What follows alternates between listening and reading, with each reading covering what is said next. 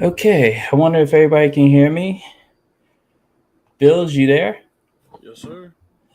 All right. I figured, oh, technically we're on time. I did hit the button a little early, but I wanted to do a little preview, like pre-show type of thing. So, welcome everybody. Episode 32. 32. My God. Episode Jesus, 40. fucking up already. Episode 42 of What the Fuck Just Happened. Myself, DJ81, and the guest star of the show will be my boy Wank. What's your Twitter handle now? Wankman skip.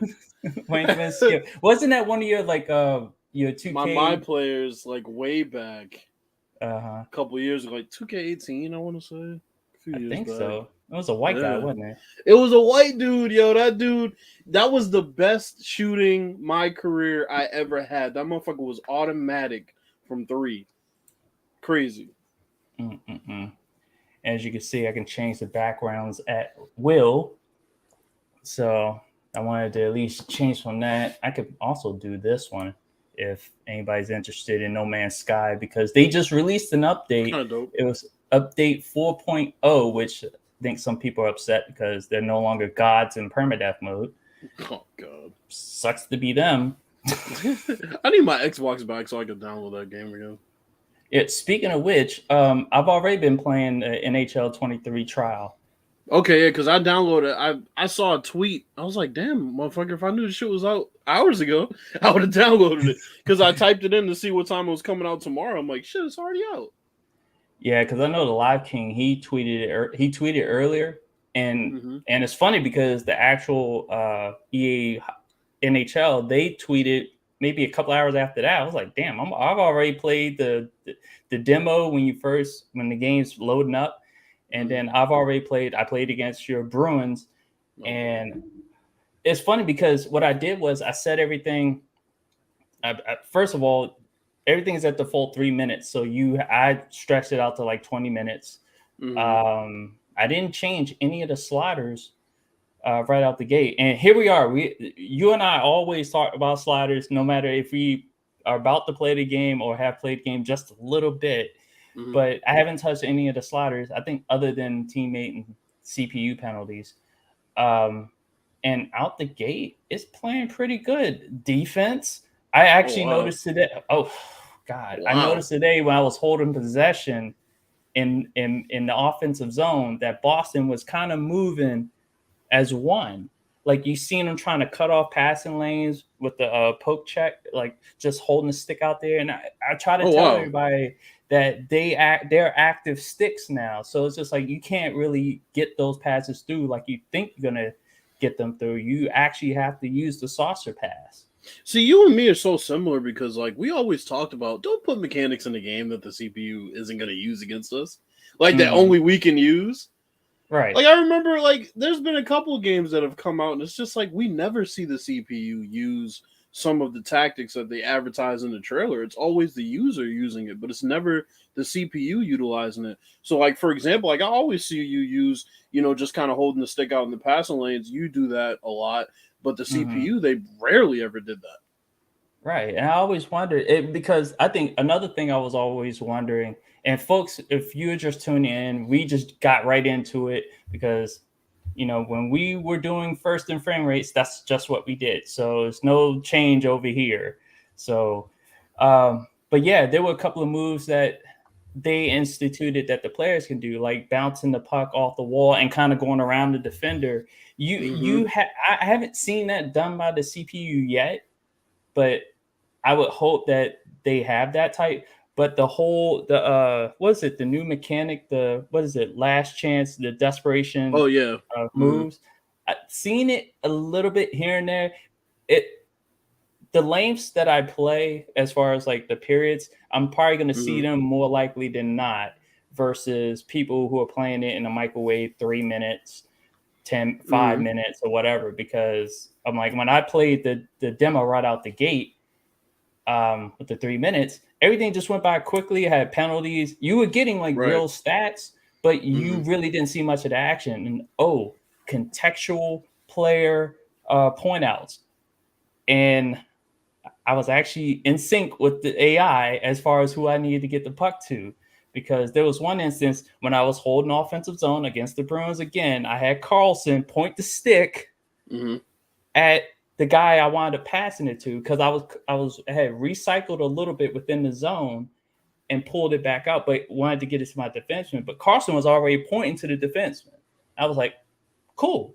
And then And I that's think the one thing I think NHL was missing immersion wise on the ice as far as just player interactions, because all the other games under EA's umbrella and 2K and PES, they all sort of have those interactions where 2K, if you're running a set, they'll kind of wave their hand, okay, throw the ball to me, like I'm open, or something like that. Madden, you see all the gestures at the line. You see linebackers making gestures. NHL never really had it. So the fact that they have it, especially during power plays and things like that, it's actually really nice aesthetically for them to have that. Yeah, so I know when it finally loads up on you, I know you're gonna jump on it right after like this show, and I know we have Monday Night Raw tonight. It's gonna be interesting. Yeah, I'm taping it, so okay, yeah, that's gonna be interesting, especially knowing me, I don't watch any of the premium live events. I just catch it on the back end. Either you'll tweet something, and I think everybody knew what was going to happen. I'm like literally on SmackDown, I did catch the glimpse that it was going to happen because it literally said it's happening tomorrow night. So on Friday, so Saturday, everyone's well aware that Bray Wyatt is back in the WWE. Yes, sir. So that was one hell of a pop you got, man. It's crazy because if you get that type of pop and everybody knows it's you, like you could tell it was him once they started revealing all those other characters in the crowd.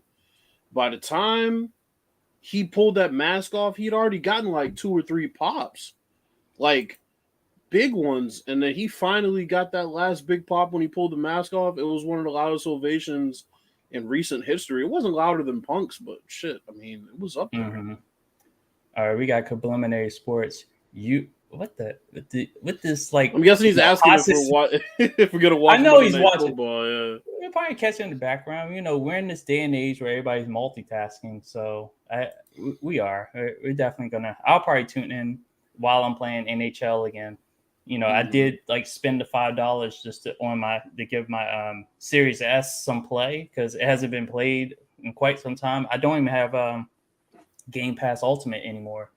So I just went ahead and got the EA Play for like $5 and downloaded the trial. I'm gonna also try out FIFA 23, which I know you've been critical of, and also Matt Tennell. Not too much. Not too much, because I know the defense is been. You need sliders again, but the game is better with sliders this year than I can ever remember. They still have some issues that need to be ironed out, and I'll probably try his new slider set because his older slider set I had some issues with. But I don't have the full game yet anyway, and I only have like 2 hours left in my trial. So, it's one of those things where I'll probably just have to catch it another time.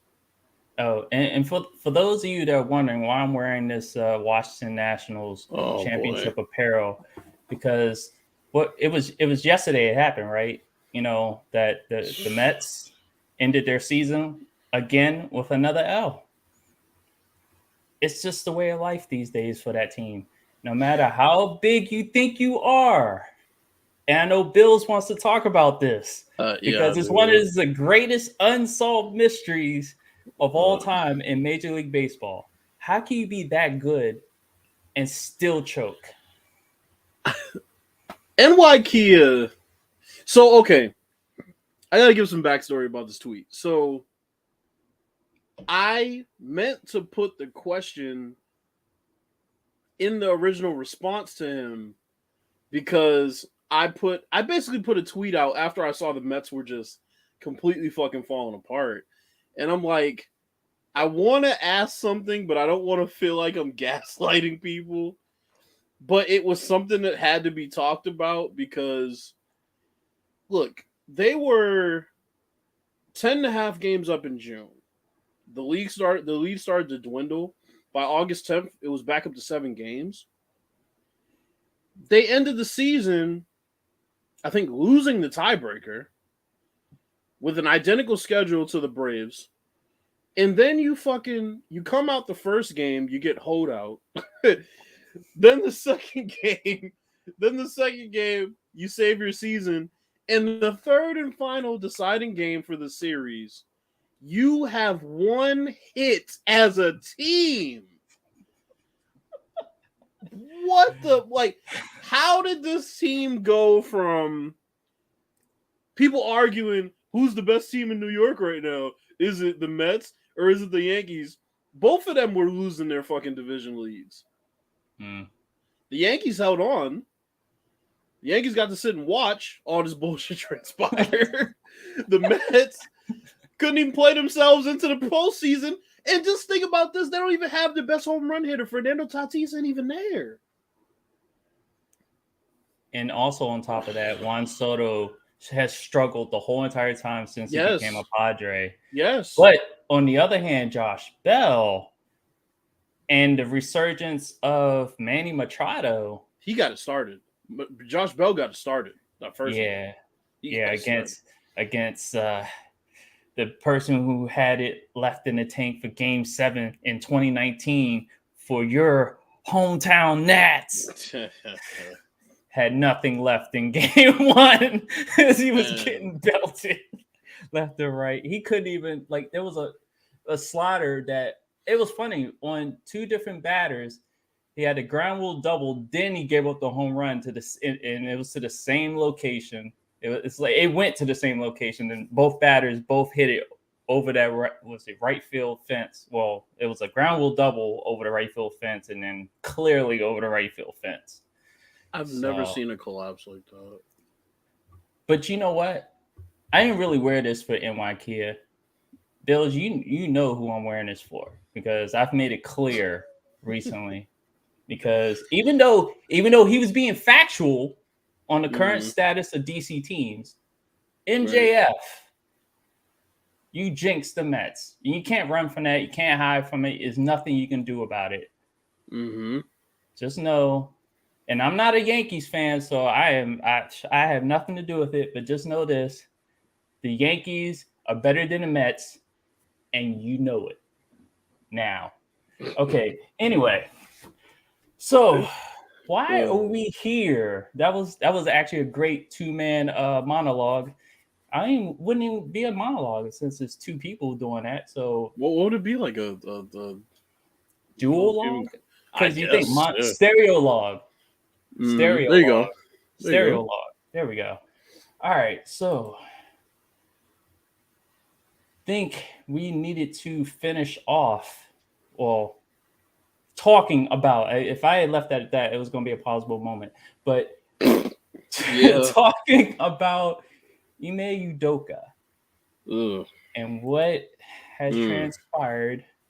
Yes, it has continued from episode 41 because apparently, allegedly, I tend to not trust that many sources these days. The woman has been revealed. I think TMZ revealed this woman, and it's not even about her. It's not even about him. But Bills, you definitely had a lot to say. I said what I said last week. You got it. I got an app full of notes, bro. This is bad.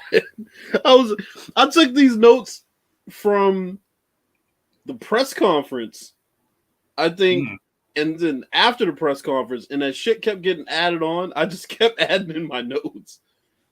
So the first thing I wrote down was it went from consensual to harassment in 24 hours. How?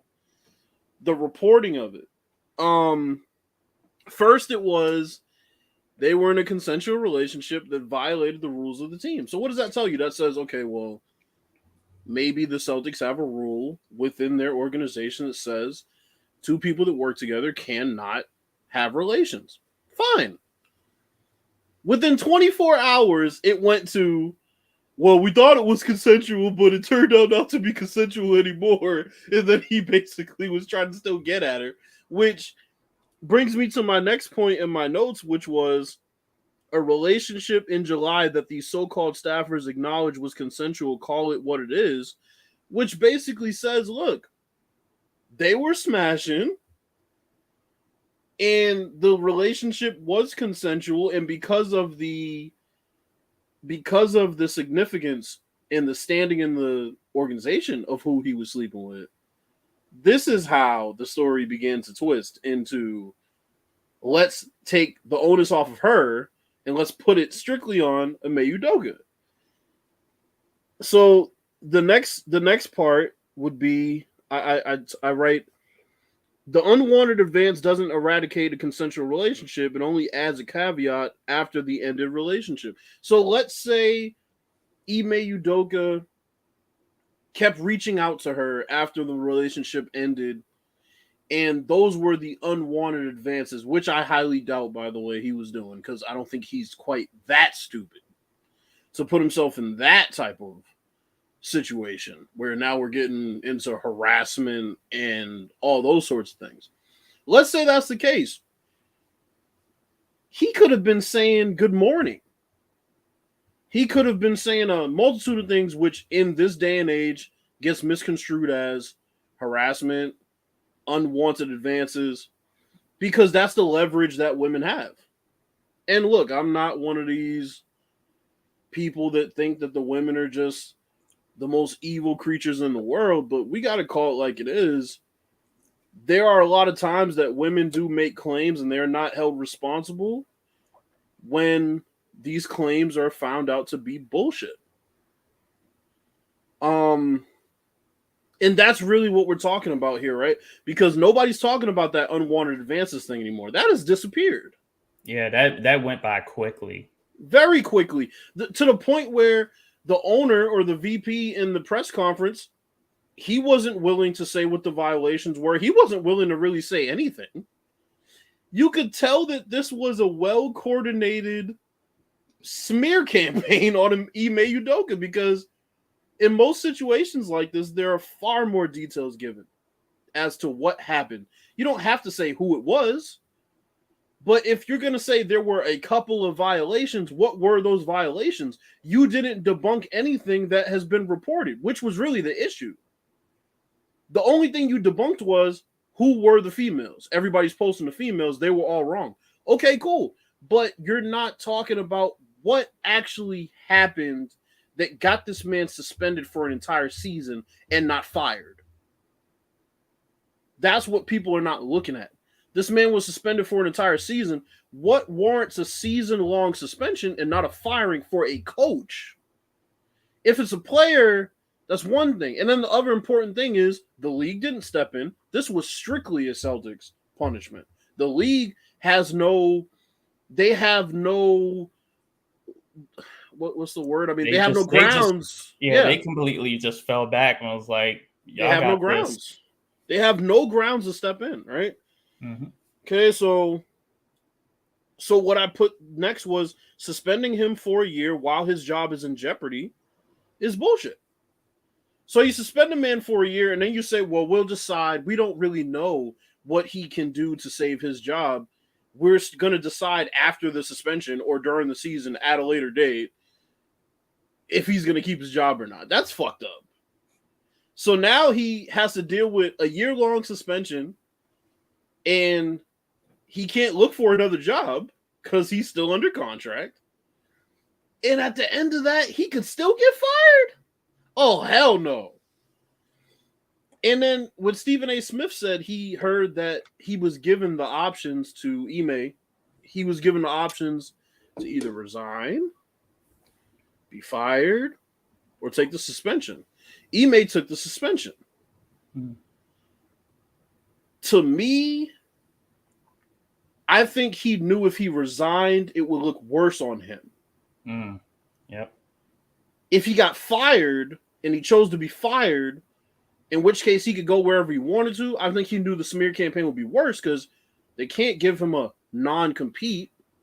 They didn't release him. They fired him. So they can't give him a non-compete. But he would be under an NDA, probably. He didn't want that either. So he chose to take the suspension. And it doesn't sit well with me that he's suspended for a year and this woman gets no punishment. And well, I think that we know of, because that's been also the problem, is that everything's been public about him, but not public about her. Well, they confirmed that she wasn't getting any though, because they asked that was the one thing they were concrete on. They asked, "Is Ime Udoka the only person in this situation getting suspended?" They said no other staffers are getting disciplined, just him. Yeah, now that's definitely worse. It's definitely worse, because that was the whole point of the whole Stephen A. Smith, Malika Andrews interaction. We'll get to that shit. Oh god. So it's just like, now it makes Malika Andrews look very dumb right about now. And my phone wants to listen in on the conversation. No, you can't hear us today, bitch. So here's the next thing and people might get mad at this, but y'all know me by now. I don't give a fuck. So I typed, so she's allowed to get her cheeks clapped by Ime, but Ime isn't allowed to clap her cheeks. Do you see here how this makes no fucking sense? So she can be a part of the interaction, and she doesn't get any punishment, but he's part of the interaction, and he does get a punishment for it. It doesn't make sense.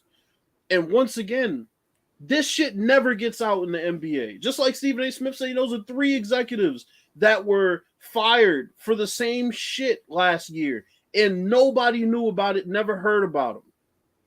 But somehow this gets out. And they do nothing to debunk those rumors. They just want you to believe whatever you want to believe. It doesn't matter. Out of sight, out of mind. He's fired for a year. Blah, blah, blah, blah, blah. It's not that simple. This dude led his team to the finals in his first year as coach. And right when you're about to go into the second season is when this happens. Here's my other thing. Now, this is the thing that really pisses me off. Okay, so they found out in July that the relationship wasn't actually consensual. Y'all motherfuckers ain't at the team facility in July every day. So how did that get out? Right? There's a lot of questions that need answers, and they're not going to get answers because Boston's doing a good job of staying tight-lipped about this. Sure, selectively tight-lipped. If somebody else would have been tight-lipped, this situation wouldn't have probably happened in the first place. But anyway, that's not my business here, neither here nor there. But yeah, so how do we transition this to Stephen A. Smith and Malika Andrews? Because for the fact that she definitely, like I said last week, I feel like she was being sent by ESPN because it's like in the playbook. It's been in the playbook even beyond even sports companies. It's the playbook that's being used in our community against our community for quite some time. So it's just interesting that now it's a different, I'm gonna say it, there's a different black chick going against another black man on a sports show on 2 different sides. And it's like, it creates that perception that, there's that separation, that it's all on the black men's fault, that's why there's this separation. But then again, it's just like, we've been pit against each other for centuries, and these are the lasting effects. So when you get a situation like even with Ime Udoka, you get this situation, and it's just like, even there are some black women, because I know there were women on my timeline that clearly were calling out Andrews, but it was just like, there are women out there that will clearly believe it's all on Udoka and not the chick. And it's funny because last I checked, the chick was married, not Ime. Ime is only engaged, not saying that's right. Any better, but I'm like, you put more weight on a person that wasn't married versus a person that was married. Forget the fact that it's men versus women. Forget that. Like, so what are we doing here? And the other thing is the nerve of her to come on Stephen A. Smith's platform and talk to him the way that she talked to him so aggressively, right? Because it's like nothing he said should have resulted in the response that she gave, which was crazy aggressive. We're not going to use this platform to blame women. I'm just like, what the fuck? Where did anybody blame a woman? Nobody was abused here. See, and that's how you can tell stuff is scripted. But let me break 1 second because I see Dre's in the chat. For What's those, going on, Dre? Hey, what's up, Dre? And what's up, Complimentary? And what's up, Doug Thomas? But Dre, I'm going to give you a quick shout out because you have your High Ground podcast that's going to be featuring on Twitter Spaces tomorrow at 12 p.m. Eastern Standard Time. So you guys need to go check them out. You know, they're back. The trio, the crazy trio. I was hearing like the stories and I was just laughing my ass off. So definitely stay tuned on Twitter. I'll be at work, so I'll probably catch it on the archive. But yeah, definitely check out Dre. And good luck to the Warriors this season because we will be talking. I think it's our third segment. Yeah, I think it's our second segment. We'll roll into it right after this. So if you want to stick around, we could talk about Draymond Green versus Jordan left in a pool of his own blood. So Jordan left in a pool of his own blood. That was pretty good. So we'll definitely talk about that. So and man, definitely. Like, it just was so ridiculous because then she had that same energy when she was coming at Kendrick Perkins and Richard Jefferson. And it's just like, you remember my distaste for fucking Michelle Beadle. Mm-hmm. And Michelle Beadle would do the same fucking thing. But the difference was she didn't have the aggression towards people directly. She would just have her own segment and they just send her ass out there so she could fucking say some dumb shit, you know, some fucking radical feminist agenda that she wanted to push.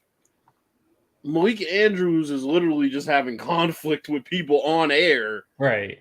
And it's just crazy to me because they can't say what they really want to say, which is, yo, you need to fucking relax with that masculine energy. But they can't say that. But on top of that, it just seems like she played into the stereotype that they have about black women in the first place. Isn't this a stereotype that black women are trying to defeat in the first place? Mm-hmm. I mean, why continue to play? And again, it's the same old trick. People fall for it, and when they fall for it, they go by the script and they just do what they do. But it's like it's insane. It's like you're trying to break free from a stereotype by doing what? Playing into the stereotype. But let's talk about Malik Andrews because I don't think a lot of people know how Malik Andrews got a job in the first place. Oh, here we go. Rachel Nichols used to be the female face of ESPN basketball coverage. And when Rachel Nichols was set to do her first NBA Finals coverage, hosting the pregame show every single night, they tried to basically get her to step aside so that Maria Taylor, one of the up-and-coming commentators, and not I want to say analysts, but, you know, one of the up-and-coming talking heads of ESPN, could come and they would put her in that spot. Why? Because they have an issue with diversity. They have an issue with their image and their lack of diversity as far as the people who get the primetime slots in big-time events like that, whether it's the Super Bowl or the NBA Finals or whatever it is. So, Rachel Nichols, and I said this way back, it literally was a situation where ESPN got offended that she would call out their lack of diversity. And they said, well, fuck you. We're going to do two things. We're going to put another woman in the spot, and she's going to be black. Now take that. So they did. But Rachel Nichols was not quiet about this. Or she has been quiet until now because she went on the All the Smoke podcast with Matt Barnes and Steven Jackson. Shout out to that podcast. Really good stuff they're doing over there. And she basically told the entire story of how it happened. And for those of you who don't know what Rachel Nichols said, she basically said Maria Taylor is really talented, and there's a lot of things you can have her do that would elevate her, but don't use my spot that I've earned to do it. That's essentially what she said. And it was a personal conversation that she was having with a friend that was being tracked and recorded by somebody that worked at ESPN. So they basically had bugged her phone essentially because she was doing some work from within her hotel room and they never turned off the mic, or she never turned off the mic. So they basically just sat there and tracked her like the feds. Mm. Yeah, because I think she also said that no one bothered to tell her. Yeah. So what does that tell you guys in the chat? What does that tell anybody who's watching when your own job is not telling you that, hey, you may want to turn off your mic? Exactly.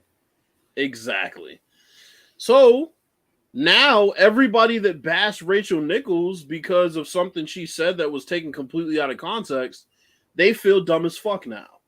Mm. And I was the one way back then saying, I don't know where this Rachel Nichols hate is coming from, because look, I don't know Rachel Nichols personally. I don't know Maria Taylor personally, but all I know is Rachel Nichols has a lot of great relationships with these players, and she's gotten interviews from players that never give interviews to anybody. We're talking about Jimmy Butler. We're talking about LeBron James and Dwayne Wade on the offseason. We're talking about a lot of everybody that used to work with her. She went on the All the Smoke podcast. Matt Barnes and Steven Jackson used to work at ESPN. Mm-hmm. They all had a good rapport with Rachel Nichols. That says something. Athletes don't trust most reporters. If they're giving her their time, that says something. So all this Rachel Nichols hate is fucking ridiculous. And yeah, so now you see the chick that they put up here in Rachel Nichols' spot, because mind you, Maria Taylor's not in that spot now. They took somebody else that, I'm sorry, is more fair-skinned than Maria Taylor, so they thought that a fraction of their fucking fan base would actually receive her better, so they put Malika Andrews and her sister on ESPN now.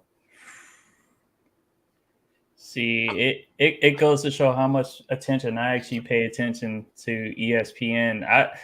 I really see, this is why you bring a guy like Bills on this, because I tell him all the time, and like in conversation when we used to talk a lot more often, and you know, it's no bones, we talk less now, but it's just like your memory is great, because I would not be able to remember all of this. I get it from I get it from my mother, man. My mom has a great memory. She remembers shit from my childhood I would never remember. Birthday parties, all kind of shit. Like, I just get it from my mom. She has a very great memory, and yeah, I mean, I appreciate it. Complimentary. Look, I'm all about getting the facts out there, and then once the facts are out there, however y'all feel about it, that's how y'all feel about it. I'm not here to change your mind, but I think there was a narrative about Rachel Nichols when that information was released that was a false narrative, and it was almost like people were just waiting to hate on Rachel Nichols, almost like they just needed a reason to go after her, because it made no sense to me. And look, Rachel Nichols had been there for a long time. She used to cover the NFL. Mm-hmm. She got her own show. The Jump was literally her fucking show.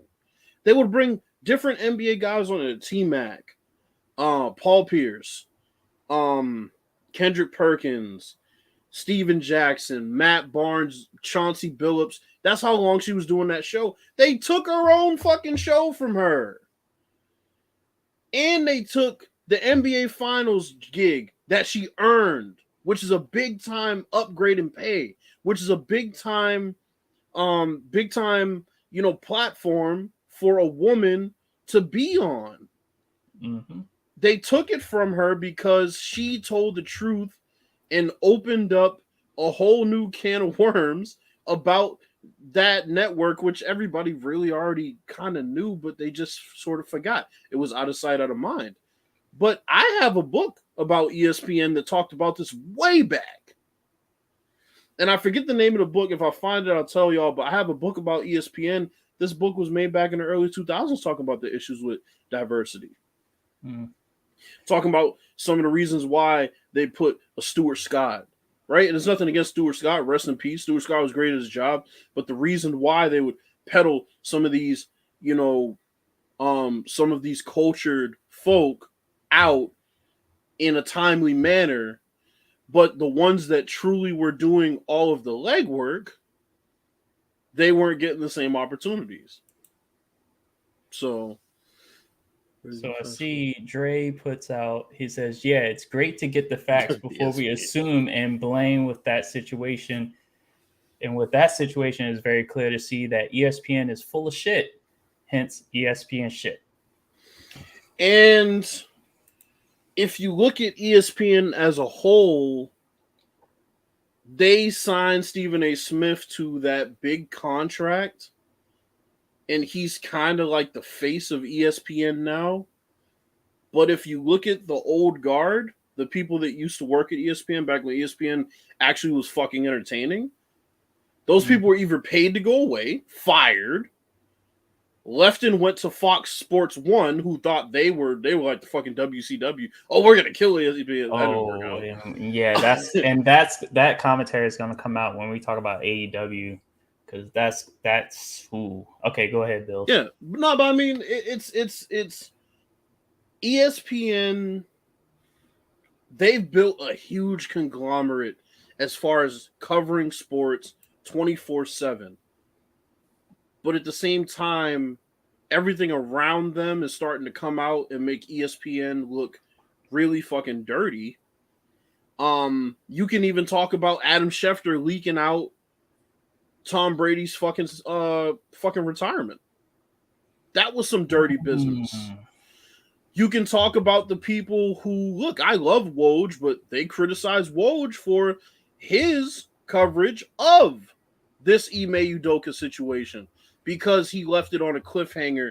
And me and Dre got into a back and forth. Obviously, it wasn't nothing aggressive because we're boys, but a lot of people felt a type of way about how Woj kind of dangled that carrot out there and then said, but we'll have more on it tomorrow.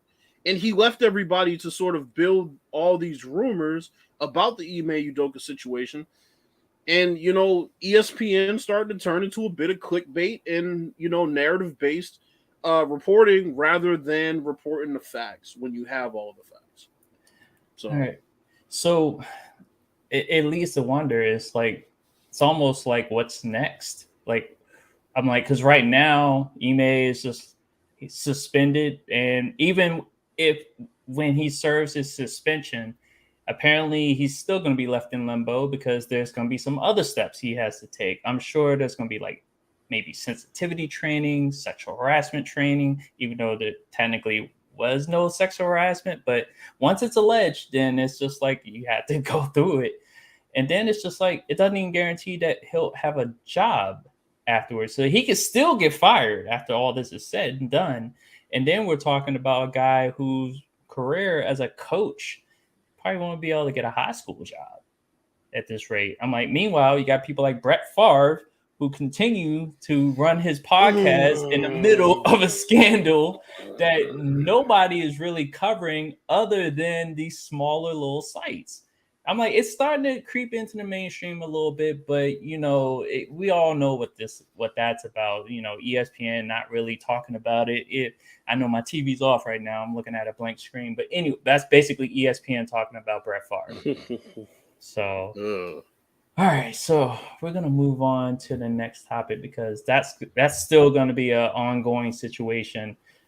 Also, meanwhile, apparently,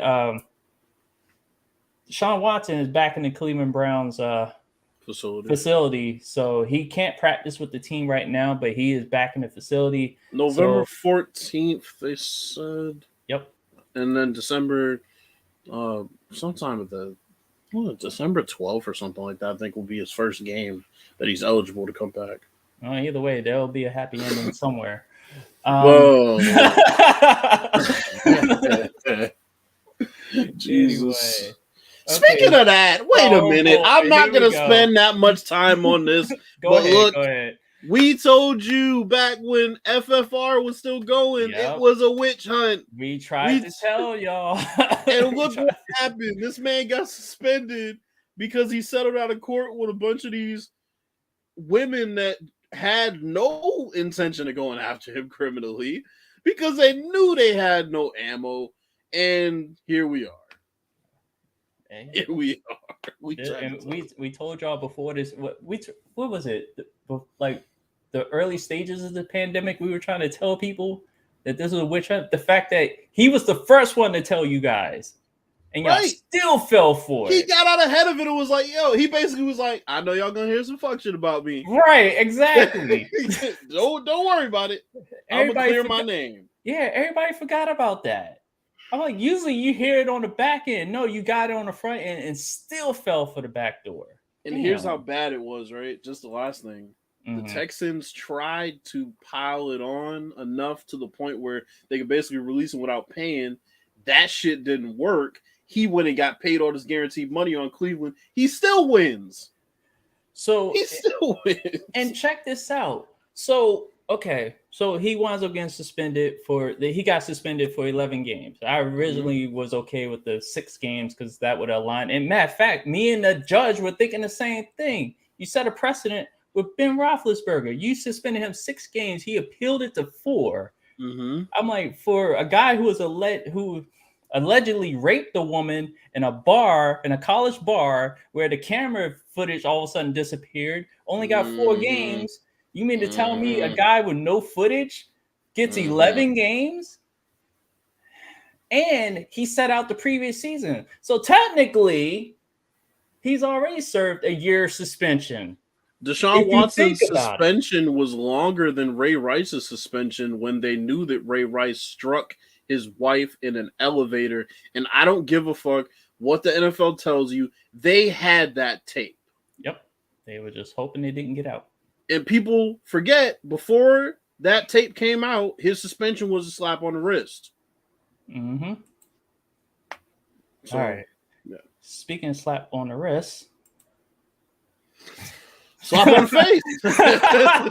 Slap on the jaw. What did the 5 knuckles say to the face? Ooh. Smack. Man. All right, so this for those that don't know, everyone's seen the footage by now, and I know there are people just looking at one side of this footage because we've seen as much as we needed to see that this was a willing situation on both sides for this to escalate to where it did. So for those of you that don't know. So during a practice session, Warriors practice session, so Dre, listen up. Draymond Green and Jordan Poole were just chilling along the side. The video footage depicted, you seen Steph Curry just staring off in space. I don't know what he was thinking about. Maybe it was like a walkthrough. Maybe a side piece. I don't know. They were probably doing something like, like an instructional drill. You know how basketball practice. Oh yeah. Once the running and everything is gone, they work on certain sets, rotations, and all that sort of. Superman punch the shit. we're gonna get it. But it was basically to the people who haven't seen the video. If you haven't, essentially the Warriors were going through some sort of walkthrough. So certain guys were off the court, certain guys were on the court. So they start. I think they were trash talking each other the whole entire time before the footage picks up, because I'm sure that every practice has video is recorded. So we probably seen them. They probably were doing a scrimmage earlier. It's probably stemmed from them scrimmaging earlier. They were drawing back and forth. Now, I'm seeming like I'm stretching, but there needs to be context before we finish the actual description of the video. But they're actually good with each other. Draymond Green is on record as saying that he likes Jordan Poole. He respects the hell out of him. He was one of the people that when Jordan Poole was a rookie, when people were trying to hush him up because he was a trash talker too, and Draymond being a trash talker himself, it's like, nah, keep your voice. It's kind of like the advice my father gave me. Don't worry about asking me too many questions, even if I get annoyed. So that pretty much is what happened here in this situation. So from whatever previous drill or scrimmage, Draymond Green and Jordan Poole jawing at each other. You can tell they're jawing at each other, and it's heavy because Draymond Green got his hands on his hips, and he's just like saying whatever, his mannerisms. You can tell when he's aggravated over something. You see it on the court in the games. You saw it right there in practice. And Jordan Poole is not really. He's kind of looking at him, but he's kind of like, and you can see his lips move. I know the video's kind of blurry, but you can tell when he's saying something. But he's saying it out the side of his mouth, which technically you should get hit for saying shit out the side of your mouth. But anyway, so they get closer, and Draymond gets in his face. Jordan Poole shoves him because they were still talking, but he shoves him back, and then he turns away from Draymond. I'm like, okay, you just shoved Draymond Green. What are you doing not looking? What did Bruce Lee say? Never take your eyes off your opponent. And it was at that moment the Superman punch occurred. Some people call this a sucker punch, but we'll get into that. Yeah, let's finish drawing the So Draymond Green punches, throws a thunderous right hook straight. Knocked him out. Okay. Out. Let's not say. I'm tired of hearing people. He wasn't. No. He was knocked out, and when he hit that pad, he woke up. I'm telling you, he was knocked the fuck out. I know what it looks like. Yeah, he was definitely knocked out. Lights went out, like somebody had a concussion, like what's been going on in the NFL. But yeah, Jordan Poole was knocked out from that punch. He came to, but by then, the deed was done. So now everybody's all on Draymond Green. My view is they were willing participants, and Jordan Poole. I'm gonna just say it because I say what I say and I mean what I mean. I think he deserved it. I'm like, he put hands on Draymond first. They were trash talking, so that was equal. Then you escalated by pushing the man. So what's gonna happen next when you're dealing with Draymond Green? You know this man better than anyone else. You know how to press his buttons. You know if you push a man like Draymond Green is old school. He's gonna do something.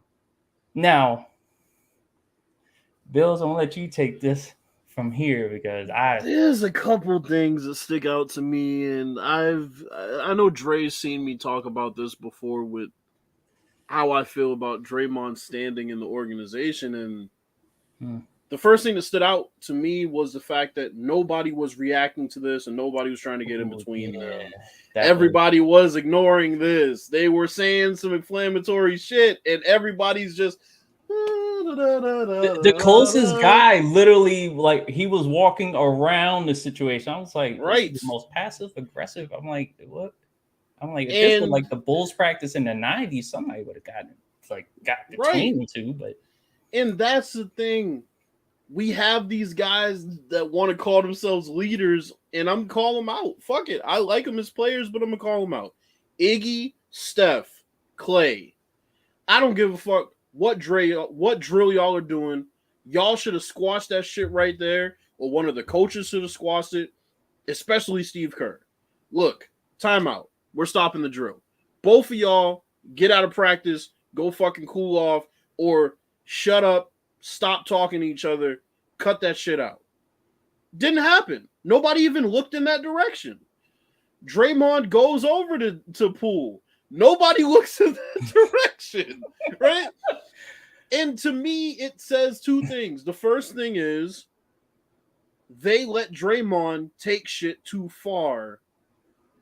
Regardless of who started it, they let Draymond himself be too much of himself without checking him, and it shows that people are scared to check him. And I'm going to give y'all an example in history of that. That's the first part. The second part that stood out to me was the fact that even after he punched Jordan Poole, nobody physically restrained him.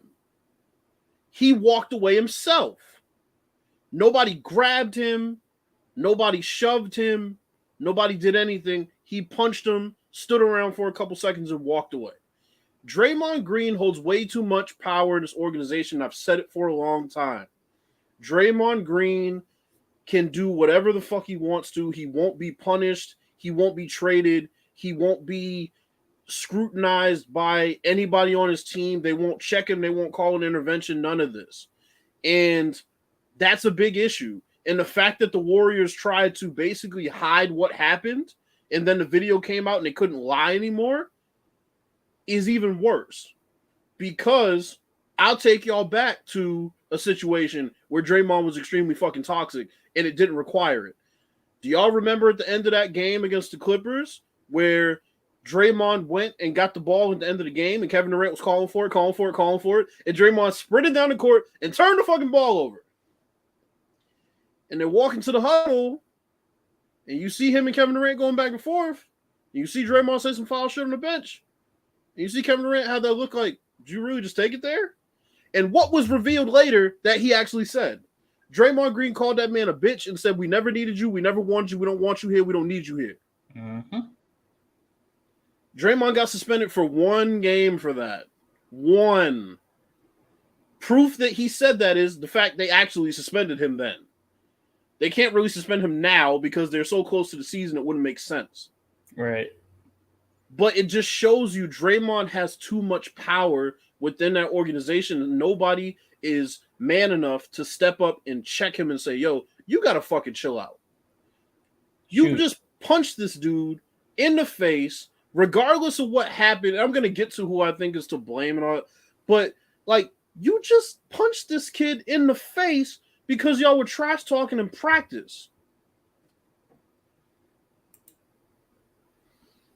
Draymond's the sole reason why we get put. Yes. Okay. I'll give you another example before you say what you're going to say, DJ. Do y'all remember when Draymond got ejected out of that game against the Grizzlies? And what did I say? Nothing Draymond's doing right now with just jumping around and acting like a fucking fool is doing anything to inspire his team. He's drawing attention to himself. And everybody just said, oh, nah, they played well for the rest of the game, and it was all due to Draymond inspiring. No, they didn't. The game wasn't even that far out of hand in the first place. You act like they were down 20 and he got ejected, and then they fucking decided, oh, yeah, let's play for Draymond. Get the fuck out of here. Like, everybody tries to twist this narrative. If they like Draymond, they're going to twist the narrative into, well, Draymond was the reason why, you know, because he inspired them. And no, bro, he was jumping around like a fucking child because he got ejected. But what were you going to say, DJ? Now, on top of that, the fact that no one has checked Draymond has checked himself. Because, and I think that was shared by Bleacher Report, and I shared he did a presser where he was like, okay, I'm a part. I should, like, he took accountability for his actions at the end of this. And he was like, okay, I'm going to step away for a few, you know, and I know it's going to require time to heal. I don't know. I'm willing to, I think he pretty much said he apologized to Jordan Poole, but it's like, it's going to be on Poole's time, which it's appropriate. That I'm like, you punched dude in the face, knocked him out. He's in the concussion protocol, and I already said my piece about concussions, and you know, I've dealt with several of them and how it affects me. That's why I thrash myself about my memory, because I used to have a great memory like you do, and because of those concussions, it's really ate away at it. I've had two. Yeah. In my life, I've had two. So the fact that the organization hasn't levied a suspension, which I felt like both of them should be suspended because they both participated in it. But yeah, I would feel that Draymond Green would get the longer suspension, the most meaningful suspension, because he is one of the team captains. But you know what? I would also find other team captains for not getting involved. I would find Steph. I think, who else is a captain? Clay. Is Clay a captain? Iggy. Yeah. Those three. Nobody wanted no part of it. And I even go further than that, because this suspension will come down from whoever is above Kerr. Bob Myers, yep. Yeah, Bob Myers needs to fine Kerr for not, checking that, knowing that Kerr been through the same shit with Michael Jordan. Jordan punched him in the face. Mm-hmm. So it's just like, you really have to keep things under wraps. You have to check people when they need to be checked, no matter what their status is on the team. And it's going to ultimately unwind it's going to come unglued at a very important part of the season. Dre, I'm warning you, it's going to happen. You know it. It's already happened. Bill's already pointed out a couple. So just be warned, as the great Scott OG would say. Be prepared.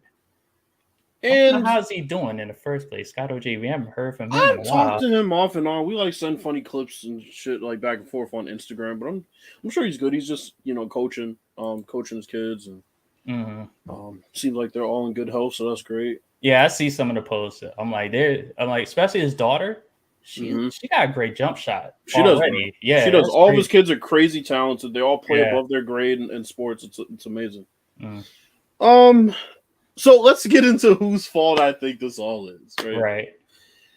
Neither one of the participants. Let me just start out by saying that it's not Draymond's fault. It's not Jordan Poole's fault. It's the fault of the people who let it get to that point. Because two men with the testosterone pumping like that are in each other's face, something's gonna happen. And look, if somebody gets shoved like that, and we've all seen somebody, I would think, get shoved like that, usually somebody gets in between it before somebody gets snuffed, right?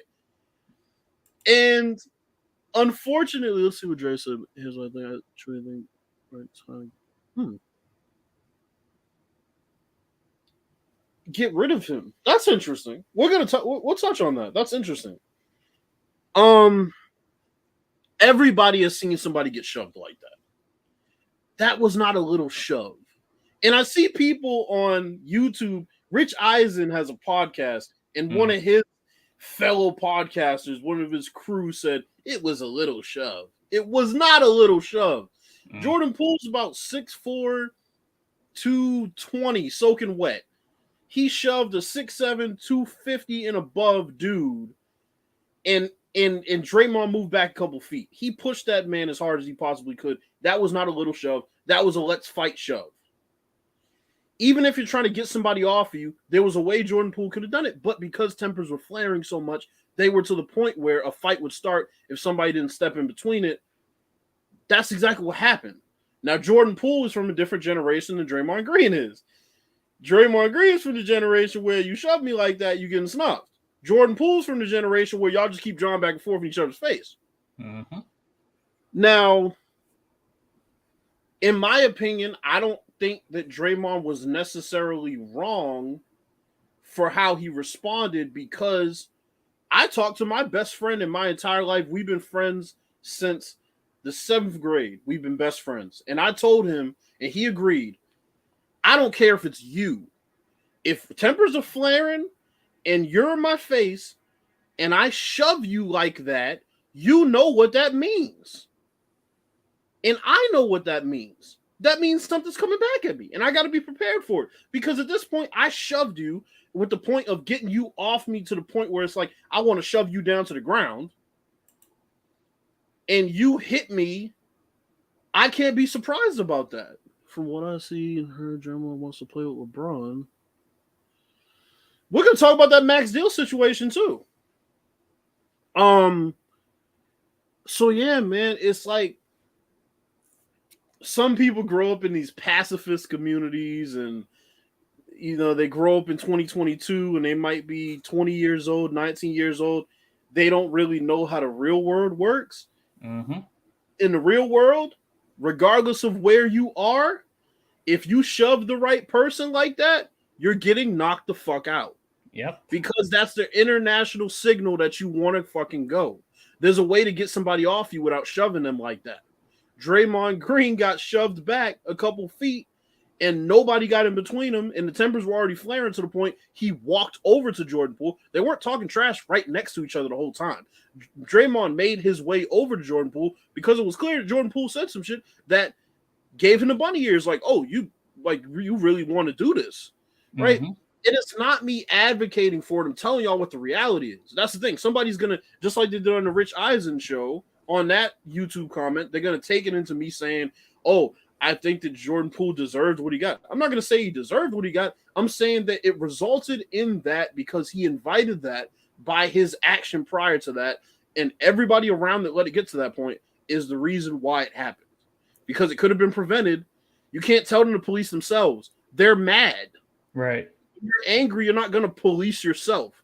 Very few people can when they have a physical background of getting people off you from childhood. Yeah, that's why they say, and I pay attention to these Discovery Channel animal shows when you see the body where you clearly can't. The animals don't speak English, but the body language is all you see. And when someone's showing a passive posture, they don't get attacked. If they show an aggressive posture, they're getting attacked. That's clear. Without even, thank God there wasn't any audio to this, but you could tell who is the aggressor, who started off passive but then made a passive move. I'm like, look, if you're gonna be passive, stay passive. I'm like, Bill's talked about there's a way you can.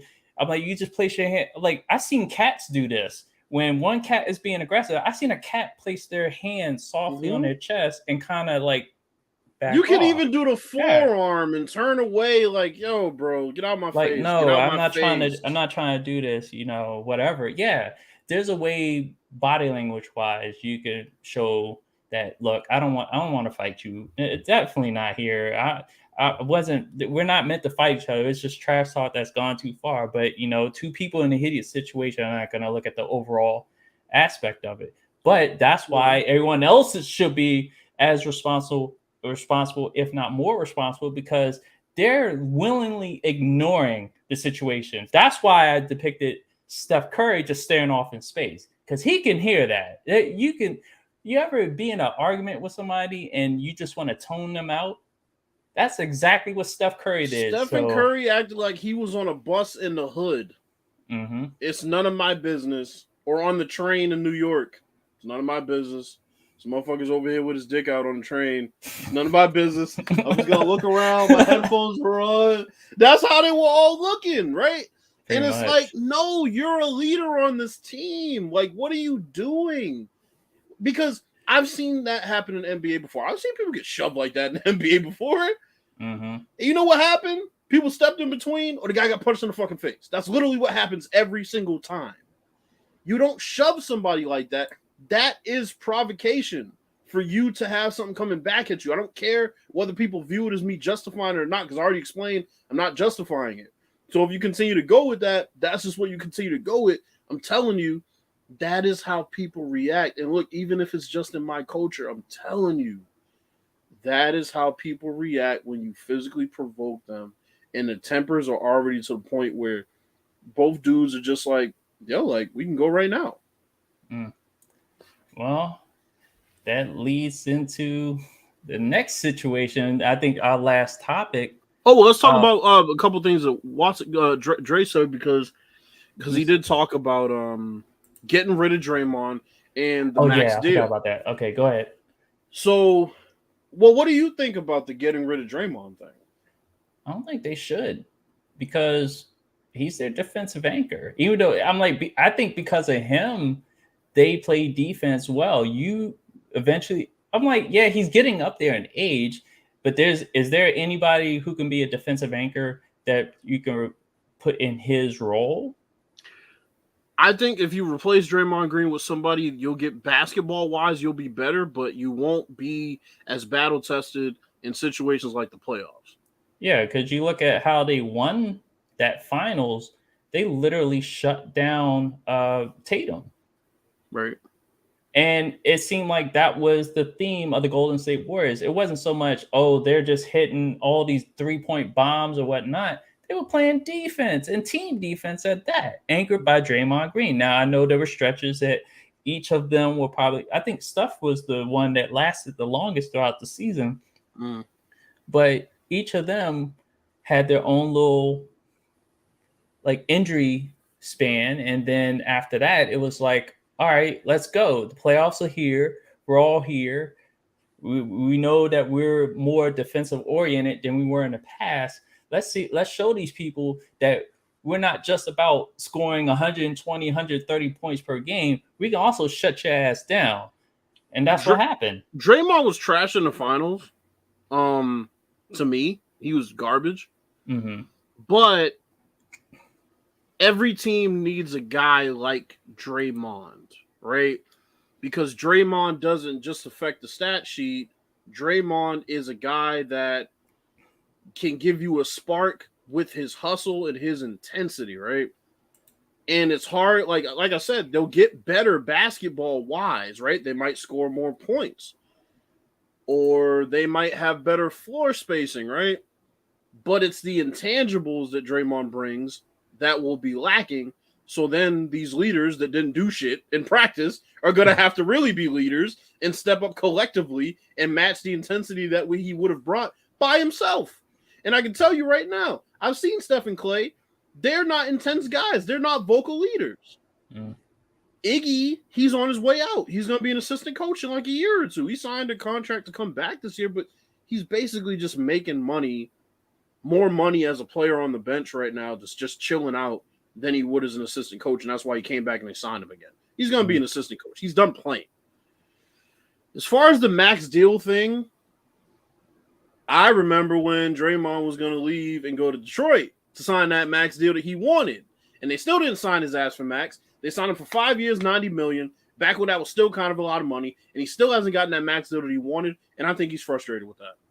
I think he's frustrated. I think he's done with not getting the amount of credit that he should. And now you got this other up-and-coming kid that thinks he's hot shit. And everybody knows Jordan Poole talks shit. And I think this came to a head, regardless of what Golden State wants to say about the fact that this has nothing to do with Jordan Poole's attitude. I think it does. And it's not his attitude changed as a result of them winning the championship. It's the fact that now he has a bigger role on the team. And I talked about this back when Golden State sucked. I said, what happens when Klay Thompson comes back and these young boys that have been playing the whole time get moved to the bench? And you saw what happened for a long period last season. They had a hard time coping with it. Then when they finally found a rotation and cut it down, by the time they got into the playoffs, they started playing better, and Jordan Poole was playing pretty well. But now Jordan Poole's feeling himself and thinks he's the third and maybe second guy on this team. And Draymond still doesn't have his fucking max deal. So, you know, he took less money when KD was here. He never got his max deal. So, yeah, man, that'll be something to watch. That'll be something to watch. They're trying to keep it in-house, but something's going to come out. Yeah, and you brought it up earlier. I'm like, if he exploded at KD and then you have this with Jordan Poole, and it's just like, okay, who's next? Who could be next? I'm like, what if it's Steph Curry he steals off on? Then what? Now you're going to react, and now you're going to lose the team because you waited to check this man. You didn't check him. I'm like, you sort of checked him with KD, but you didn't check him with Jordan Poole. Then if he steals off on like Klay Thompson or Steph Curry, and then it's just like, all right, well, it got to this point because you didn't show Draymond that there are limits and there are consequences for your actions. And right now they're not showing a consequence because he's taken it upon himself. And maybe they're using that as a reason to not really do anything with him right now. But they really should do something and do something to the whole team. Like I said, a combination of suspensions and fines. That's what I see here. All right. So speaking of fights in different companies and different corporations and at practice, let's talk about the status of AEW. Because this has been, I'm like, not that AEW is a train wreck. I'm like, I deem it as a success compared to where they were 3 years ago. Because we just passed their 3-year anniversary where they debuted on TV in Washington, D.C. I know that was brought up in the AEW Dynamite and also Rampage tapings and shows. So with all that's been going on, we've had wrestlers after wrestlers, EVPs, and apparently just recently, I think it's revealed that CM Punk is actually an office guy. Oh, fuck. Because Tony Khan can't keep his mouth shut. So this is probably why the status of CM Punk is unknown, because when this all really came to head from the all-out pay-per-view presser. What's up? I see what you're talking about, and I hadn't seen this prior to just now. Yeah, I saw it. I read into it. Also checked out a couple of videos where people were talking about it. Yeah, apparently, I think because when he said that line, "I'm trying to run a business," in the presser, I didn't know what to think. I was like, you're just wrestling there. We talking I about run a didn't business. either. I thought it was just like, okay, the storyline between him and Hangman Page that Or we're his not own brand, right? right. Exactly. But apparently it's a little bit more than just his brand. He's literally trying to so that it kind of makes sense now why that presser went haywire because Tony Khan didn't really step in. And to tell you the truth, this whole thing with the backstage fights, the fact that it feels like a Wild Wild West show in AEW stems from the fact that Tony Khan is afraid to check anybody. And we were just talking about accountability and somebody from above showing some type of leadership. Mm-hmm. And this, you notice, just to step back a little bit, you notice how these topics have flowed into one another. It's like a natural flow of things. I just wanted to note that real quick. But yeah, just the fact that Tony Khan really doesn't show himself off to be the leader and the person to hold everybody accountable, and he's too much of a fan. And I know people have said this each step of the way that something, if it feels a little off, or there's some type of like disgruntled energy about that, Tony Khan doesn't really cut it off, nip it in the bud, as we will all say. And it comes to head because then recently we had Andre El Delito. I can't. I don't even know. Andrade and Sammy Guevara Yep. having a backstage fight, and then Andrade is the one that gets sent home. Only Andrade. Right. He's the only one sent home. And you could kind of tell something happened because when the main event took place in which Guevara got the pinfall, spoiler alert for those that hadn't seen it, got the pinfall in the main event, it kind of looked awkward from even Chris Jericho's standpoint. What about the report that Andrade was told he wouldn't be fired even if he started a fight with Guevara? That means we already know that he wants to leave and Tony Khan's not going to give him what he wants by firing him. You don't preemptively tell somebody, hey, even if you do come and fight the guy, we're still not going to fire you. We're just going to send you home. Right. So Dre says, yeah, Punk knew what he was doing when he aligned with Tony. Here's the question. Mm-hmm. This is the big question. Uh-oh. Do all the other EVPs, did they know that Punk was in the office? I don't think they did.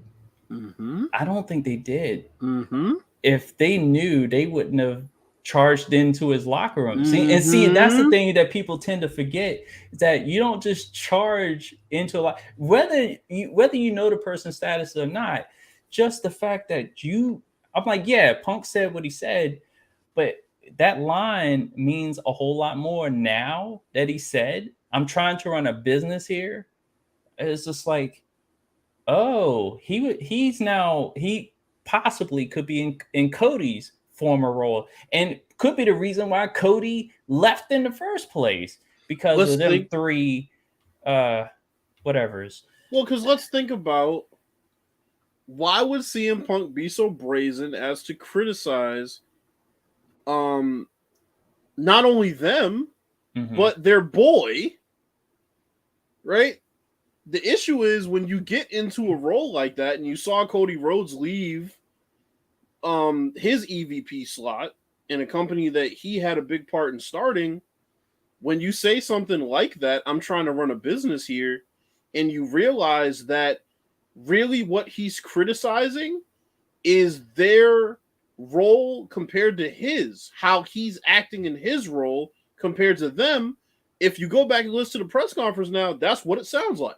It means something totally different now that you know that Tony Khan, because he can't keep his fucking mouth shut, has now revealed that CM Punk is in the office too, which means when they went into his fucking locker room and they thought it was going to be wrestler versus EVP, it's not what it was. It was EVP versus another office role, either above or below them. And now you're dealing with a situation where whoever gets fired out of this, or if none of them are fired, they all have to come back and work with each other. One person has been reported is holding up the investigation. I wonder fucking why.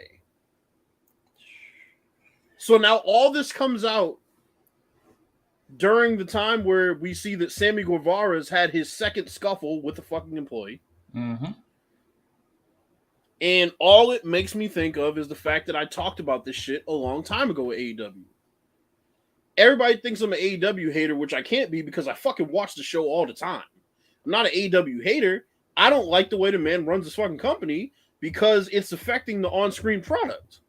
Mm-hmm. And if you're somebody who financially and time-wise supports something, you are allowed to criticize it. And Tony Khan's problem, like you said, is he can't turn that fan button off. And also another point was somebody wrote into Jim Cornette's podcast and basically said Tony Khan started this company so he could be the booker. If you take that away from him, he's no longer having fun. That's why he's out in front of all this press, and it's not the wrestlers. That's why Tony Khan's doing so many interviews compared to Vince McMahon and all the other promoters in the history of fucking life. Because he wants to feel important. And that's the issue. Tony Khan's too worried about feeling important, and he's less worried about drawing a profit because it's all daddy's money. You can see that he's not losing his money. He doesn't give a shit. He'll go and get wrestlers, put them on TV 2 times, and then they're back in catering for the next 4 months. He'll do all that, and he doesn't care what money he spends. He says he's not going to fire people. He waits for the contracts to run out. All this stuff goes back to him simply wanting to be in the public eye. He wants to be looked at. Did you see him talk about, I'm going after Booker of the Year? Who the fuck says that? Other than somebody that is self-absorbed and looking to be a glory hog. I'm going all in to get the Booker of the Year. It's a fake fucking award, Tony Khan. It's not real. It's made up by some clown in a dirty-ass room with a bunch of papers and shit on the floor that's been watching nothing but Japanese wrestling for the past 50 years. His name's Dave Meltzer. Hi, Dave. No, you're not listening. Fuck you. No, it's go. Yeah, but here's the thing with Tony and his booking abilities. We've had stuff not make sense throughout this time. There's stuff that was working that he cut short. There's stuff that wasn't working that he prolonged. There was, I'm like, a rash of injuries. Oh God, and serious injuries. We ain't talking on-screen injuries, like broken arm because one wrestler can't, powerbomb somebody properly on a table. We had another one overshoots the table coming off the fucking apron. Oh yeah, that happened too. What was her name? The chick used to be with Pillman and fucking she pretty much overshot it, and Jim Cornette talked about that. Like she overshot it. Like everyone, we're all grown. We know that they perform stunts. So in her stunt, she's supposed to land smack dab middle of the table, and the table is supposed to crack in the middle. We've seen it all before. I'm like, shoot, we've had old ladies take bumps better than Vicky Guerrero. This. And even older, Mae Young. Yeah, Mae Young.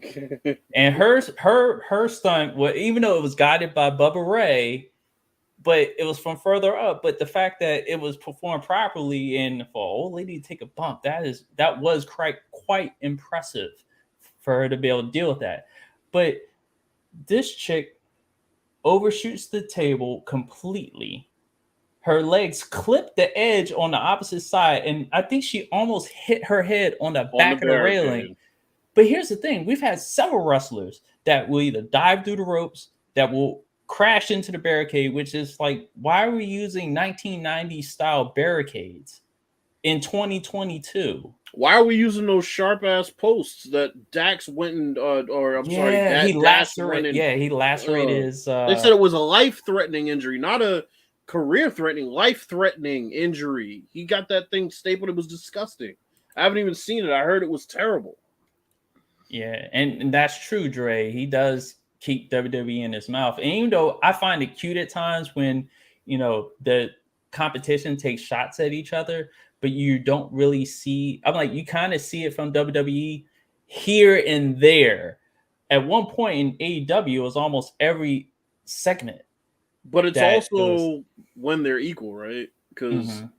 like I remember Tony Khan was bragging about, oh, we're gonna kick your ass in this little 30 minutes that we're both going head to head. Man, SmackDown blew them out of fucking water. AEW didn't even hit 1 million viewers. SmackDown was up around 2 million. It's like, bro, like stay in your place, man. Right, Stay in your place. and then on top of that, we want to talk about missed opportunities. I know we talked about the fact that Bray Wyatt was sitting as a free agent all year long, only to come back this past Saturday. And the whole entire time, I was thinking, okay, he'll pop up in AEW. He'll probably be with Malachi Black or be feuding against them in this like dark battle of the Dark Ages, like Shadow of Mordor type of situation between two dark characters, one for the light, one for the dark. Mm-hmm. But even the transition from Bray Wyatt going back to WWE, now Malachi Black. Now I think his situation is a little bit different. He wants to take a break. He actually made that clear on a live that he went on. That look, I'm just taking a break. I didn't get released.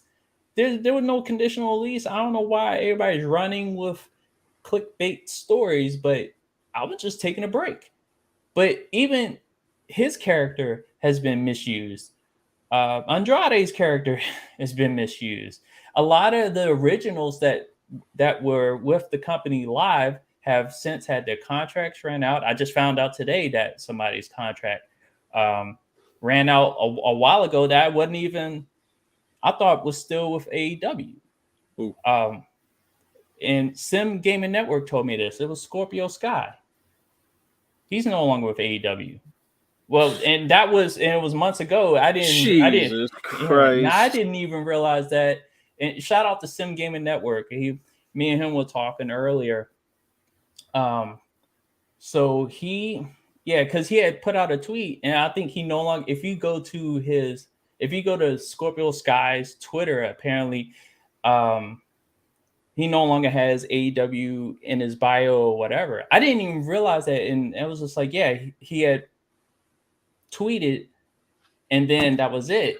And I may have seen it, but with everything that was going on with wrestlers, the little Marco stunt, I think everybody was happy to see him go. He was getting tossed around like a rag doll anyway. But he got released, and everybody was so focused on WWE releases. The bloated roster that became AEW was bound to have a ton of releases that were going to be noticed or unnoticed. Tony Khan is so spineless. He doesn't even have the spine to fire somebody. Yeah, he got buyer's remorse, and they'll just pay him to fucking sit in catering until their contract runs out. It's ridiculous. See, you got the AEW. Oh, good. No, I was about to read the same thing. It says, yeah, AEW is on the clock with their content. I just have a feeling that they will end up done at this point. There's hope for AEW. Don't get us wrong. I'm like, just because we're talking about a situation that's been ongoing with AEW since I think it happened at the moment where, and I'm not blaming the release WWE superstars that were brought on into AEW. I think that was needed, but it's being greedy. I don't know if there is hope though. I think there is. It's one of those things where I think it does lie within CM Punk. If this role is what it is, then I think CM Punk could be the guy that will put people in check. Apparently, he has no problem doing that because if he has more guts to say what he said, even though he shouldn't have said it at that moment in time, there's a time and a place to tell somebody's business and whatever. Because I'm to this day, I still question why even bring it up at that point when that's another thing that shouldn't have never been more public. But who knows? But I feel like he could be the disciplinarian, whereas Tony Khan is not. Yeah, but the fact that it's a good old boys club is going to be the issue. Half the people that are there are people that the Young Bucks requested and recommended for Tony Khan to hire, and you can already see that their little good old boys club is basically the one that is trying to push CM Punk out. And if CM Punk stays, they will always have Tony Khan's ear at least halfway. And Tony Khan's going to be the person that will automatically be the one that dooms this federation because of the fact he can't admit what he doesn't know, which is how to fucking book. And he won't relinquish that because then his glory, he has none. There's no glory to being a promoter these days. There's none. And so Dre, he knows that. Yeah. All right. So Dre asked the question. There is, but have to figure out what is it they want to do. What are they trying to sell to your fans? Well, you know what? You know what, Dre? I'll give an example of this. I'm in the music business. Shocker. Right? No, I'm sorry. But I'm in the music business, right? So let's say I'm an R&B artist, which I am an R&B artist. And let's say that I put out an album that has nothing that any other listener of any other genre would care to listen to, right? So I'm over here in my little box as an R&B artist. I refuse to do pop. I refuse to do anything crossover, right? Can I really be mad if I don't grow my audience? I'm continuing to serve the audience that got me to the point I was at, which is fine, but I'm not going to get past that point where I'm at right now because I'm too busy serving only one audience. I'm not having features with Taylor Swift or whoever that could get me into that other audience to grow me as a musician, as an artist, to grow my brand. Tony Khan is booking wrestling for the people who already like AEW. He doesn't care if you don't come over and start liking AEW. He doesn't care about new fans. He's catering to the fans he already has. And what good is that? What kind of salesman are you? It's not hard to convince somebody that already was, watching your product to continue to watch your product unless you go away from what you were doing to keep them. They're going to stay around that 900 to 1 million because those are the people that watch the show week in, week out. But why isn't he getting 1.2 million, 1.3 million, 1.5 million, 2 million? Because he continues to book the same shit that they want to see. And that's why when you say, what are you trying to sell to your fans? He's selling the same thing he's been selling for the entire time, which is indie wrestling with a budget. But to do that and have the likes of John Moxley, Bryan Danielson, to have Chris Jericho has been there obviously since the beginning. Wait a minute, Chris Jericho is still was he ever an EVP? I don't think he was ever an EVP, but they never really addressed it. I think he is. Because it just seems to me because the role he takes up, he does take up a leadership role within that locker room. Like I said, the thing with Sammy Guevara, that was an awkward ending to the show to where he's looking at Daniel Garcia, but it just appears awkward because Sammy Guevara got the star in that point of the match. So it's just like this dude was just in a fight earlier and he's still here and he gets the pinfall. Like what are we doing here? Like that's not showing consequences for your actions or accountability. That's showing that, you can do whatever he wants, get into a fight with whoever he wants, and he still gets rewarded with these type of matches, this type of result. I'm like, there's a lot of backs, and I'm not an insider. I don't pretend to be. But if anybody likes a view from the outside looking in, because the perception is all this is some bullshit. Well, but to go back to Dre's point, it's like Tony Khan is booking like a person that sits inside of a phone store and their goal and their purpose is to sell phones, and they can only sell phones to people who come in with the intention of buying a phone. It's easy to sell a phone to somebody who comes in with the intention of, hi, I'm here to buy a phone. What about a person that's coming to pay their bill and you end up selling them on a phone? What about a person that's coming to buy a new case and you get them to buy a new phone and a speaker and whatever, right? Tony Khan is not a good salesman from the perspective of the fact that he does not care about bringing in new fans. Because he doesn't care about bringing in new fans. Think about it, right? He had that whole New Japan thing. Nobody gave a fuck. Other than his fans. Every time MJF is not on the screen, their ratings drop. He's selling wrestling, his brand of wrestling, to the fans that already decided we were going to watch this. We're going to end up watching this until the end of time. You don't need to sell us on this. That's why their numbers stay between 800,000 and 1 million. Because there's no, like, he has game changers, but he doesn't use them to the point where his fans, like, you know what, Tony Khan would be doing something right when his fans start complaining. Because if his fans start complaining, but their ratings are going up, he's doing something right because they're still watching, but they're bitching. And then he's bringing in the other fan. Oh, shit, Bryan Danielson's a champ now. But you go back to Moxley, who already was the champ. So it's like, who really, it's just back to, it would almost be like giving the belt back to Jericho. We've seen it. But if you give that belt to MJF and MJF is paraded around as the champion, you're going to bring in some new viewers. And then if you start booking the show more serious and start pushing out some of these people like Orange Cassidy and they start bitching, but the ratings go up, you win. But he doesn't want to. He wants to be a cult hero. He wants to, it's just like he said, I want to service my viewers. That's what I want to be. I want to service my, he doesn't want to upset the 100, you know, the million or 800,000 to 1 million viewers that he already has, but he's not thinking about how many more viewers he could have if he actually had somebody who knew how to book week to week and make it so that the show actually made some sense. And then more people would turn over and not do what they did when the NBA was about to come on and AEW was on before it. And they said, why is a fat Chris Jericho on my TV screen?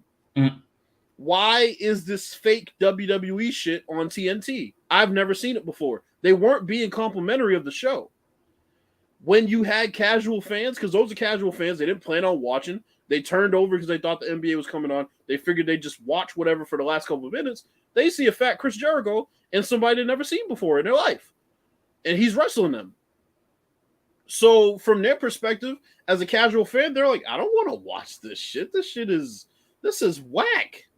This looks low budget. And those are the fans that were reacting to AEW.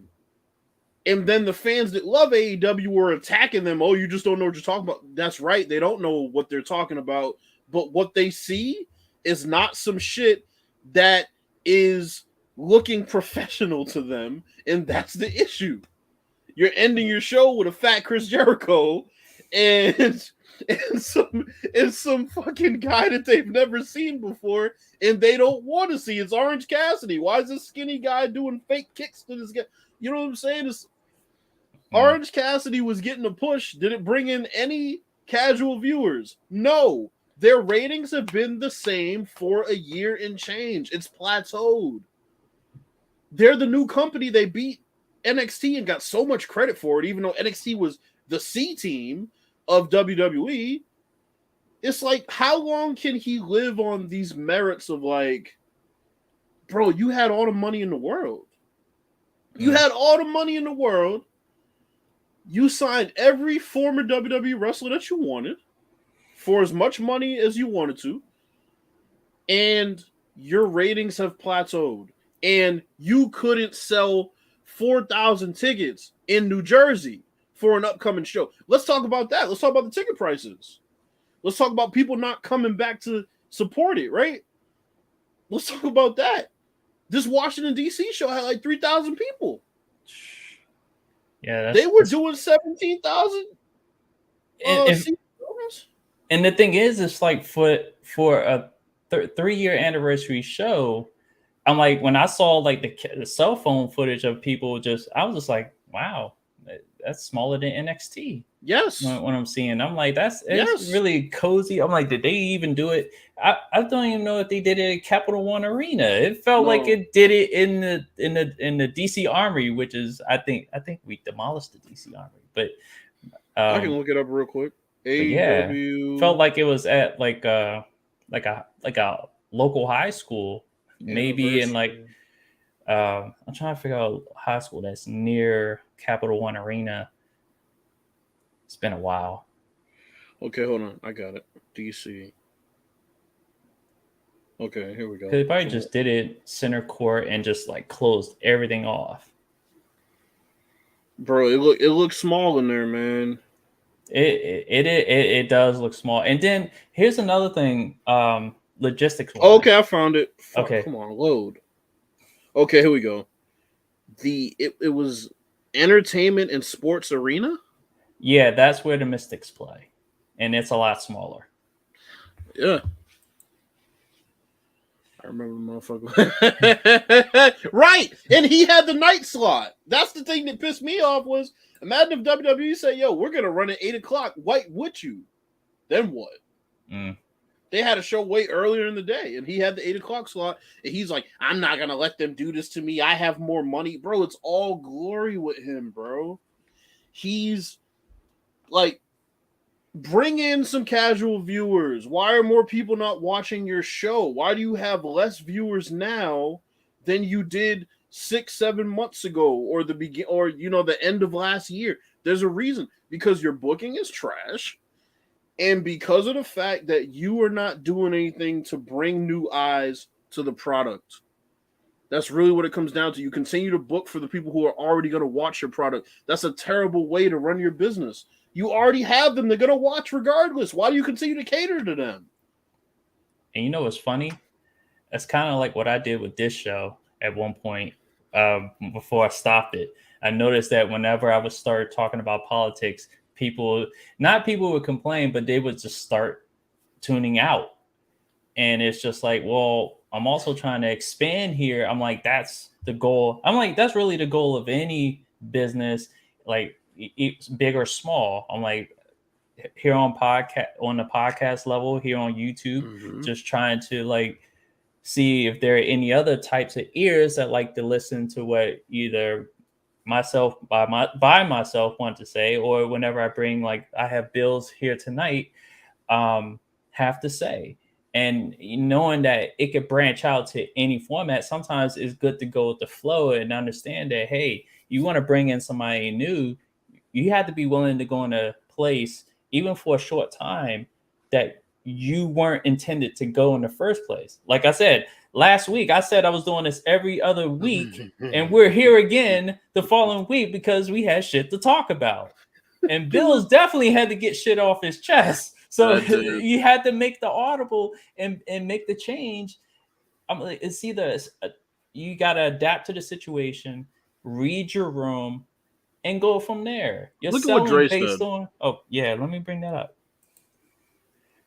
This fool has the unmitigated goal, Stephen A. Smith Jr., to get a video game made like, fam, if you don't get that shit out of here. And that's the thing. Now their video game is in turmoil. Because now people, just like the same complaints we had about WWE while they were releasing people, and they had people on the previous games, even the current one still has. Matter of fact, let's see. Since Bray Wyatt is now back, are we gonna see Bray? Because I think at least his moveset and stuff like that are probably in that game. Yeah, just like John Moxley. No, Cesaro's in the game. Remember when he's in the game? I posted on Twitter that he won the championship. Swerve in the game. Yep, they're still there. A couple of guys. Yeah, so he's like, let's get a game done, but we can't grow our fucking fan base. Look at you should take a page out of Triple H's playbook. You know what Triple H is doing? Triple H is bringing back people that didn't watch WWE because of the problems, and he's using that as the casual fans because he already knows that they have a bunch of fans that already watch. Now he's bringing back people that used to watch because of NXT. He's bringing them back. Their ratings are going up. They had the highest rating on Raw, they said, for a minute. The highest rating on SmackDown that they'd have in a minute because he knows how to bring in casual fans. Logan Paul. Casual fans. People who don't watch wrestling, but they want to watch their little curly-haired bitch, Logan Paul, come on the screen. Fuck him. The fact they tried to push him as a baby face and he got booed out of the fucking building. He's turning Roman into a baby face. That's how shitty of a person he is, and everybody dislikes him.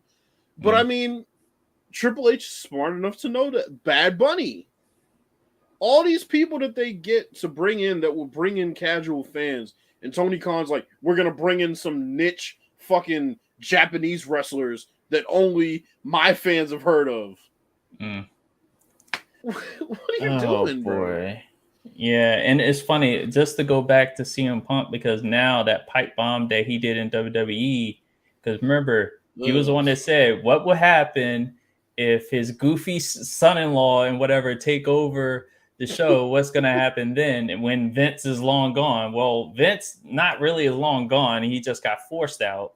And Triple H is running. Well, technically, Stephanie and another Khan are running the show, but Triple H really pretty much, yeah. And you see what's going on. CM Punk is suspended.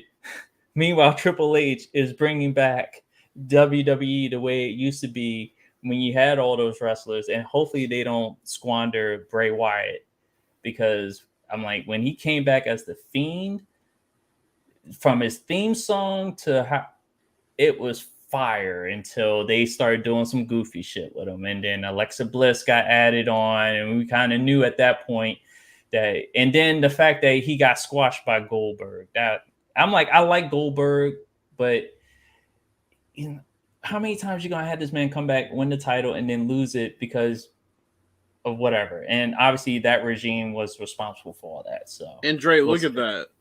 His return is almost at 1 million views replayed, and you know a lot of people watched that show live and then going back and watching it again. Yep, because I watched it a bunch of times. I'm like, yeah. I wonder if he's gonna go back to his original theme as Bray Wyatt, or if he's gonna keep the Fiend theme song. Because I'd rather him keep the Fiend theme song, but he be Bray Wyatt. He doesn't have to go back under the mask. I don't think he needs to. I'm like, he kind of revealed that when he came back. He lifted the mask. They kind of prematurely the lantern went off a little prematurely, but still it was it was what it was. And I'll just say the last thing about Triple H is Triple H is like, the only way you could go was up with Triple H, right? Because everybody's been asking for years for Triple H to be in charge because of how much they loved NXT, and no, NXT didn't bring in the ratings, but that's because their fan base was split. Everybody that watched Raw and SmackDown didn't watch NXT. Everybody that watched NXT didn't watch SmackDown and Raw. Why? Because they were two separately run divisions of wrestling. It almost felt like two different companies. When you watch NXT, it made a lot more sense. And then when you watch Raw and SmackDown, it felt really cartoony. Now that they're kind of blending the two so that there's more continuity between the NXT and between, you know, and SmackDown and Raw, you're really going to see their ratings get boosted. And them showing NXT superstars at Extreme Rules they showed Nikita Lyons, they showed Braun Breaker, the NXT champion. They show those people at, you know, the main roster shows, and it makes you want to watch NXT. It makes you want to watch the main roster if you're like, oh shit, you know, my guy Braun Breaker might be on Extreme Rules tonight. Or it's like Triple H is doing everything right, and he still hasn't really gotten to the point where he's fully made up for all the dumb shit. He just now brought LA Knight back, right? It took a while to phase out that storyline. And I think by next WrestleMania, we'll really be in the full Triple H era. We have to sort of finish this year out, and then we're really going to see a big difference. And we're already really seeing a pretty big difference, but it's not as big as the difference will be, you know, by the end of things. Cena's doing a great job. Yeah, as I called him, shit row. I saw that rap segment. I was like, these motherfuckers need to never rap anywhere ever again. That shit was bad. All right, so we're approaching the 1 minute warning because I don't know if they've already kicked off with Monday Night Football, but I know everybody will want to get to watching it. I know I try to cut out before the first play or kickoff or whatever. Who's playing? It's Kansas City and Oakland, so it's definitely a rivalry game. I guess, yeah. Lost. Oh, why I keep saying Oakland? It's just like, you know what? In the middle of the Washington Tennessee game, the commentator was like, "Yeah, and the Washington Redskins," and then his partner was like, "Yeah, the Washington Commanders." I was just like, that's a different. Just like I said last week about the Rachel Nichols part. It's just and the Malika Andrews versus Stephen A. Smith is a different conversation for a different time. And on that note, I'm gonna let Bills do the outro and just tell everybody what you probably are going to be up to. I know you're definitely in line to have your own podcast. So yeah, I don't know. A lot of y'all probably don't follow me on IG, but I actually did rebrand and change my artist name. And nobody fucking knew what was going on. They just like, oh shit. I'm not gonna lie. I keep my Twitter separate because I'm very, I guess you would say, PC and very career focused. On my IG, I'm completely unfiltered on Twitter, as y'all can see if y'all follow me. But yeah, so my new handle on IG is at Free Royal Sports and at Free Royal Music, FREE Royal ROYL, and I'm definitely gonna be kicking off a podcast pretty soon. I'm still trying to put it together and figure out where I'm gonna record it. I want to record it in a place that's pretty professional that houses podcasts. And it's going to be a sports podcast, and it's going to be pretty dope. I think I'm coming up with some pretty interesting segments. But yeah, man, you can follow me on Twitter at WankmanSkip. That's currently my tag. WANK MAN, and then Skip SKIP. And yeah, man, I just want to thank DJ for having me on here. It was great to chop it up with y'all in the comments. It's been a minute. And yeah, I'll definitely keep in touch, and we will have more content coming from me very soon with my podcast. All right. So, and then of course you guys can follow me on Twitter. Most of you guys in the chat already follow me, so I'm very appreciative of first Bills being available to come on the show. I know every time we all talk and every time he has everything to add, is just gold every single time. So definitely thank him and appreciate you for how you bring a different brand of energy that otherwise I wouldn't have not been able to provide. But and also to those in the chat, Subliminary Sports, Doug Thomas, Dre, and I know Spec is lurking somewhere. He doesn't like to talk since he was talking early on Twitter, and I know he's lurking because it says 7 people watching, and I only see 4 people in the chat. So yeah, Spec, I know you're there, and shout out to NY Ikea. I know it's been a bad past few years with the Mets. I get it. And Scott OG, it was the mini World Series. I know you haven't responded to it, but 60 games, that's not the full season, buddy. So that World Series doesn't count. Jesus Christ.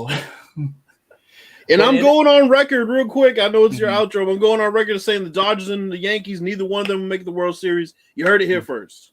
I have no clue who's going to make the World Series. All I know is fuck Houston. I'm with you. Remember that. Sorry, Dre. We beat y'all. Shout out to John Boy. And yeah, and that's when the shit hit the fan. So hopefully you guys enjoyed the Monday Night Football and Monday Night Raw. I forgot that was on too.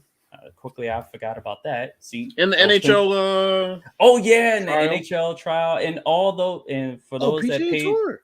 Yeah, that's also Sim Gaming Network said that it was coming out tonight too. So you have thank God we came back. And again, by noon tomorrow, tune in to Dre Watson's The High Ground podcast on Twitter. do Twitter Spaces. Like I said, I'll be at work. I'll tune in do the recording, but definitely check him out. And then also with Bills, when his podcast gets off the ground, check him out. And I think for me, again, this is an organic situation. When I will be back, I plan on coming back not next week, but the week afterwards. That was my original plan. If shit happens, I already have something for that. It won't be an official episode. I think I had to think about it a little bit. I already had those set up with pop-ups. For those that check out my channel and see that I had a few pop-ups while I was inactive with the show, I'll use it as a pop-up. I'll just go live. And that could happen on any day, so be prepared. Ambush y'all's asses. Pretty much. That's what, not that. That was almost gonna ambush y'all. All right, cut out the See, I'm probably the most keen on plausible things that could be said, and I just I wasn't even thinking about it. I was like, wait a minute, I'm walking into something. Nah, let me back away, back away. So, but you guys enjoy the rest of your night. Enjoy the football, enjoy the wrestling, enjoy if you guys are eating. Preliminary, if you're still working, hopefully we kept you awake the whole entire time and made your time at work as entertaining as we could. And just be on the lookout, not this coming Monday, but next Monday, for an official episode 43. But if shit happens, a pop-up will happen and y'all will get ambushed. Not y'all's asses. Right. About to But anyway, you guys take care. Have a good night. And we will see. I'm like, Bills, you're always welcome to come back. I can always shoot you the link whenever. Yes, sir. And we'll have another go. All right, you guys take care. Peace out.